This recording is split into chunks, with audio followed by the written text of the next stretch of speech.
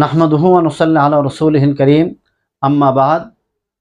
সম্মানিত দর্শক, কাছে এবং দূরে যে যেখান থেকে দেখছেন, মাদ্রাসা ফাতেমাতুজ জাহরা রাদিয়াল্লাহু তাআলা আনহা এবং মার্কাজুল ফুরকান ইন্টারন্যাশনাল মাদ্রাসা, পূর্ব রসুলপুর ৮ নং রোড, কামরাঙ্গীরচর, ঢাকা এর দাওয়াতি স্টুডিও থেকে আমরা নিয়মিত মাসআলা আলোচনা করে থাকি।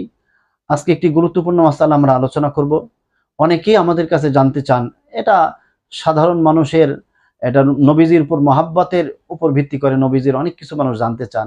নবীজিকে আমরা ভালোবাসি, বলেন যে নবীজির জানাজা কে পড়িয়েছেন?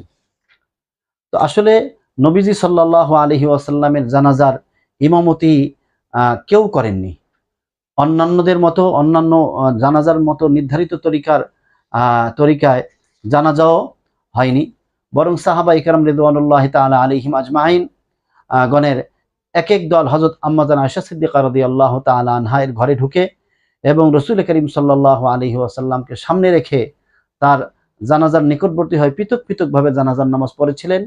এটারই প্রমাণ আমরা সিরাতে মুস্তাফার ৩ নম্বর খণ্ডের ১৮৭ নম্বর পৃষ্ঠা এবং আল বিদায়া ওয়ান নিহায়ার ৫ম খণ্ডের ২৩২ নম্বর পৃষ্ঠায় এভাবে এসেছে। মূলত এটাই অধিকাংশ উলামা ইকরাম সঠিক মত বলে ব্যক্ত করেছেন।